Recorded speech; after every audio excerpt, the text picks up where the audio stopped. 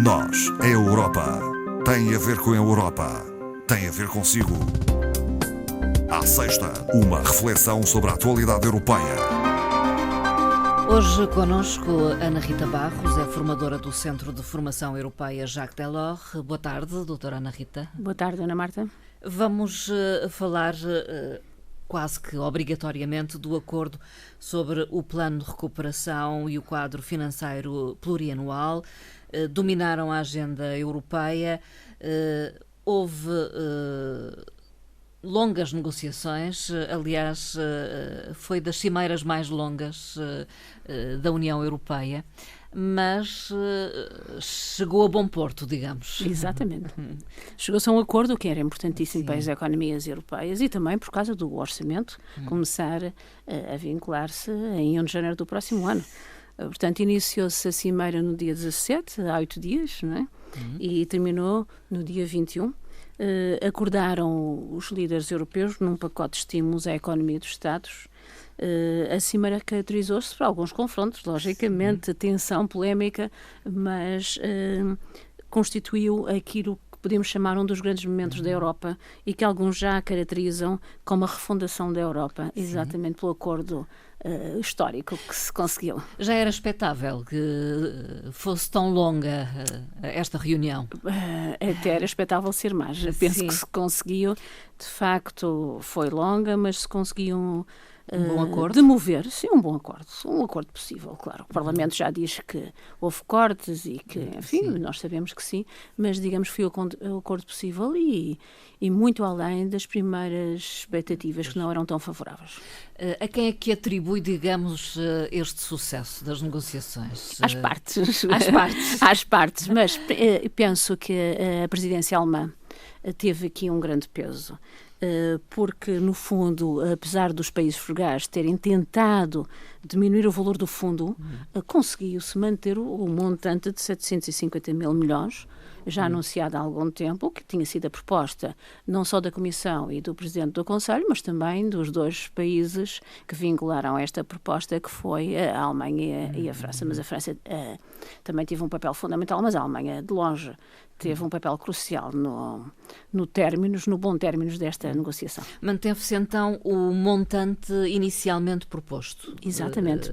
Inicialmente proposto, quer pela Comissão Europeia, quer pelo Presidente do Conselho. 750 mil milhões de euros. Estamos a falar do plano de recuperação. Este volume é, de facto, significativo. Os países frugais tentaram diminuí-lo, não conseguiram. Apenas se alterou a estrutura do investimento, digamos assim. Porque é de um investimento que se trata. 90% dos recursos vão ser alocados a um fundo de recuperação e resiliência dos Estados e devem financiar investimentos e reformas apresentadas pelos Estados, mas reformas, algumas delas já em curso, não reformas estruturais, porque essas são de fundo e implicam alterações, e isso os países frugais não conseguiram. Portanto, o fundo destina-se à economia, portanto, à recuperação desta situação pandémica, e a proporção entre apoios, e estamos aqui a falar em apoios a fundo perdido, e empréstimos, que também era uma situação que os tais 4 países não queriam, ainda conseguiu-se um equilíbrio. A França e a Alemanha aí tiveram muito peso, a Alemanha principalmente, porque não queria baixar a parte dos apoios a fundo perdido, não queria baixar dos 400 mil milhões, ficam nos 390 mil, enfim. Mas, inicialmente, a proposta da Comissão do Conselho era de 66% para apoios e 33% para empréstimos, e conseguiu-se um valor de 52% para apoios a fundo perdido e de 48% para empréstimos. Portanto, o fundo perdido ficou em 390 mil milhões de euros. Este montante depois será aplicado, como disse, na economia, mas passará pelo crivo da Comissão Europeia? Sim. Os Estados-membros apresentam os planos nacionais de investimento e reformas, que é como se vai chamar, serão avaliados pela Comissão e depois aprovados pelo Conselho por maioria qualificada. Isto foi uma grande conquista, porque os países frugais, ao princípio, queriam o direito de veto depois unanimidade, como é a grande parte, mas é assim, por maioria qualificada, vai ser muito mais fácil a aprovação. Claro que depois de aprovados serão desembolsados os fundos, e esses fundos são acompanhados por um comitê económico ou financeiro que avaliará o cumprimento do programa, e só depois é que a Comissão vai disponibilizando os restantes pagamentos, os restantes tranches. E essas tranches são entregues aos Estados-membros digamos, em que percentagens? Ou tem a ver com... Depende muito da retração que os Estados tiveram na sua riqueza, no seu PIB em 2020, por um lado, e por outro, nas perdas acumuladas que tiveram nos 2 anos, ou que vão ter nos 2 anos, 2020 e 2021. Portanto, do impacto que teve a pandemia... Real na economia. E que vai ser acompanhado. Portanto, estes valores... terão também que ser distribuídos por sectores. Os sectores que constam das recomendações específicas são uma gama alargada, desde as questões laborais até à educação, mas fomentando o crescimento, a criação de emprego, como não pode deixar de ser, a resiliência social e económica dos Estados e, principalmente, a transição verde e digital tem aqui uma grande força. Importante é saber quando é que estes fundos chegam à economia. Só em 2021. Só 2021. Não tínhamos dúvidas. E serão desembolsados, o tal fundo que estamos a falar, dos 750 mil milhões, não será desembolsado uma vez só. 70% desse fundo será em 2021 e 2022 e os restantes 30% só serão alocados em 2023. Portanto, é faseado, digamos assim. Por norma, relativamente aos empréstimos que cada Estado vai contrair. Portanto, aquilo que tem que ser depois pago. Não pode ultrapassar, ou não deve, está como recomendação, não deve ultrapassar 6,8% do seu rendimento nacional, que é para não aumentar galopantemente as dívidas dos Estados e haver alguma possibilidade de reembolso, não é? Digamos assim. Também foi definido no acordo o recurso para devolver a dívida, como é que os Estados vão pagar. E aqui há um gato escondido com o rabo de fora, digamos assim. Sempre tem que haver uma maneira, não é? Além dos recursos próprios da União, os Estados vão ter que devolver a dívida e comprometeram-se a criar fontes de impostos, claro. Uma taxa sobre os plásticos não reciclados, que entrará em vigor já no dia 1 de janeiro de 2021.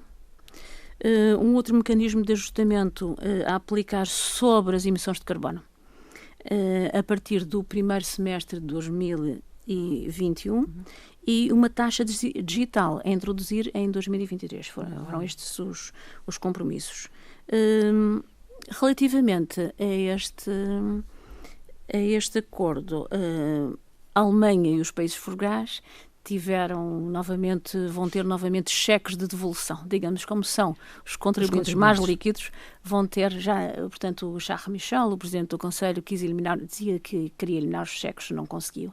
Portanto, estes países vão ter um reembolso, digamos, um desconto nos seus pagamentos e vão ser ressarcidos de uma quantia que no seu todo, portanto, é dividida por anos e por países e vai atingir os 7.603 milhões de euros. É talvez importante vincarmos quem são esses países frugais.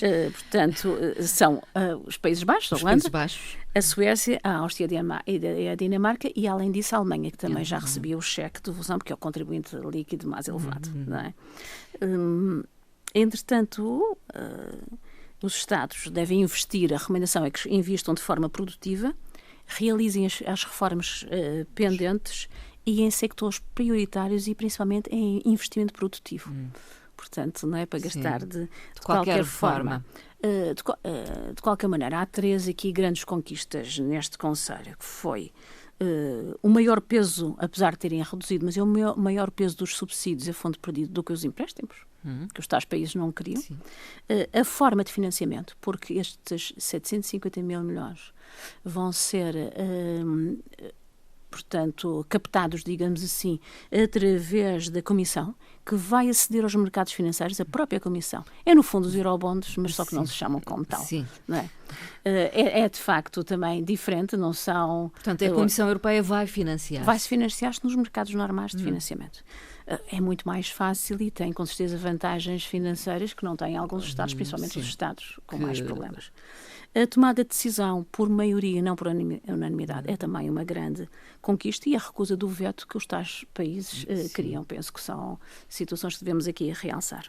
Falamos então do plano de recuperação, intitulado New Generation EU. E agora falamos do quadro financeiro plurianual para 2021-2027, que também foi aprovado. E era importante que assim fosse. Até porque o plano de recuperação está em parte indexado ao quadro financeiro. Sim. O quadro financeiro é de um montante elevado.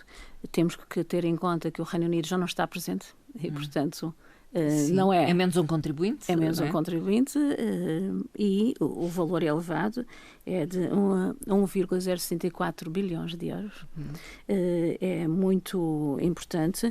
Quem absorve, por tradição, quem absorve normalmente mais, mas antigamente era muito mais do que agora em termos percentuais, é o sector agrícola, que neste momento, segundo os cálculos do quadro, está previsto serem alocados 31,3% ao sector agrícola. E destes 31,3%, que é uma quantia importante, são 336,4 mil milhões, grande parte, 77% desta quantia é para a ajuda direta aos agricultores. Quem beneficia? Os grandes países. Desde logo a França, que é normalmente o maior receptor nestas matérias. Mas também a Alemanha, a Itália e a Espanha. São principalmente quem tem o sector agrícola mais forte e mais dominante. Sim. O Fundo de Coesão, de que Portugal tem tanto beneficiado, Madeira também, já aqui falamos. O Fundo de Coesão destina-se a aproximar os países e as regiões em termos de desenvolvimento e representa também quase 31%, 30,78%. Ligeiramente inferior à agricultura, mas ainda um montante significativo. Quem beneficia deste fundo? Desde logo os países do Sul e do Leste europeu também. Depois vêm os outros sectores. Pesquisa e inovação, com um valor ainda bastante mais baixo do que este, 7,4%, mas ainda muito significativo. O tradicional sector das infraestruturas viárias, neste momento, é vocacionado para o transporte ferroviário. Essencialmente. O resto é preterido, digamos assim. Já houve, não é? Sim. Mas pronto. A transição digital e verde está na ordem do dia. As migrações também. E o sector que não é da competência da Comissão, que é a saúde. Também tem aqui, não só para a investigação, mas também para a saúde propriamente dita, a coordenação de políticas de saúde, são as principais dotações orçamentais. Reflexos da pandemia, não é? Da pandemia.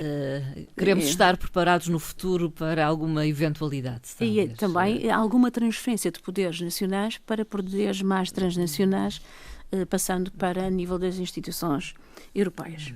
Existe ainda uma reserva especial de ajustamento destinada a Estados e a países que venham a ser fortemente afetados pela saída do Reino Unido. Portanto, algumas empresas também transformadoras vão ter impacto nessa área e alguns Estados. E, portanto, países que tinham relações comerciais de maior montante, maior significado com o Reino Unido. O montante não é significativo, 5 mil milhões, mas ainda é alguma coisa, não é? E continuamos a falar de financiamento e particularmente do financiamento ao Pacto Ecológico Europeu. Exatamente. O primeiro financiamento do Conselho Europeu de Inovação. Candidataram-se algumas empresas, foram selecionadas 64, entre as quais uma portuguesa. Não é? O montante para as 64 empresas é 307 milhões de euros, também, em termos de financiamento, não é a fundo perdido. Aqui estamos a falar de financiamento. A empresa portuguesa é uma empresa de têxteis. Um setor tradicional.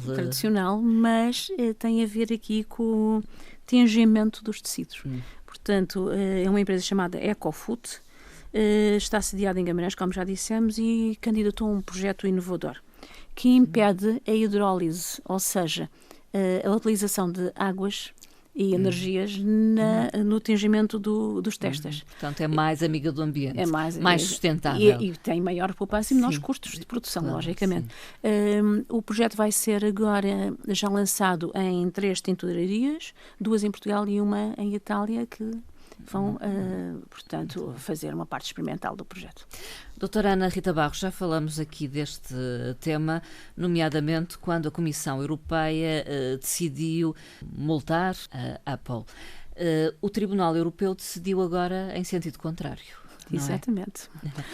Diz que a Comissão não provou que a empresa beneficiou de vantagem competitiva na concessão pela Irlanda de benefícios e, portanto, derrogou a multa, a coima de 13 mil milhões de euros de impostos.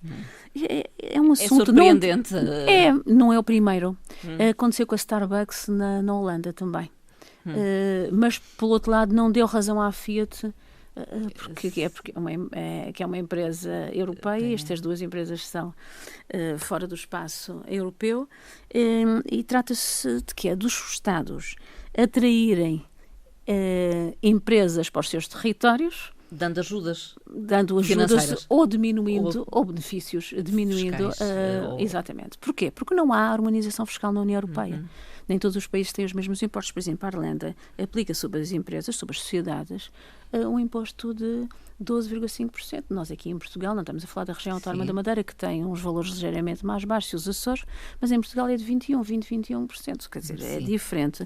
Essa captação dá-se através destes apoios fiscais concedidos pelos Estados, o que a Comissão considera que, sendo ajudas de Estado, e as mesmas ajudas de Estado que agora foram retiradas, permitindo o apoio dos Estados às empresas neste período pandémico, mas que em situações normais não ocorre, não é?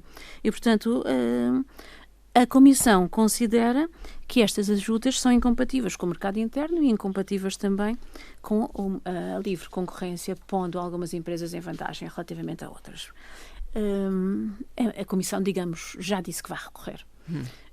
Mas tem que fundamentar mais as suas posições, porque o Tribunal não diz que o assunto não existe, dizer que ele não está aprovado. É como são as decisões judiciais que nós bem conhecemos, e este é mais uma, mas é um Tribunal Europeu, vai acatar. Claro que a Apple já disse que sim, senhor, que tinha razão desde o início, não é?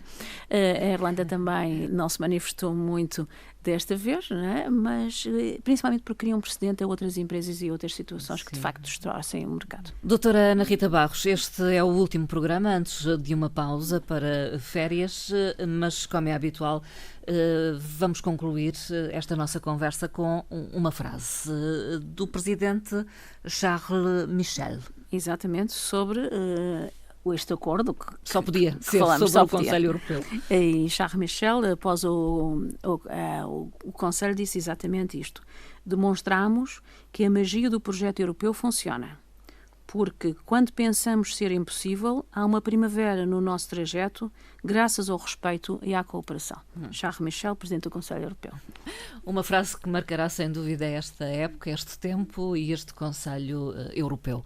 Os países ou os Estados-membros quiseram e conseguiram chegar a um acordo. Com uma grande liderança à frente. Doutora Ana Rita Barros, então até uma próxima conversa. Até uma próxima e boas férias. Boas férias também. Obrigada.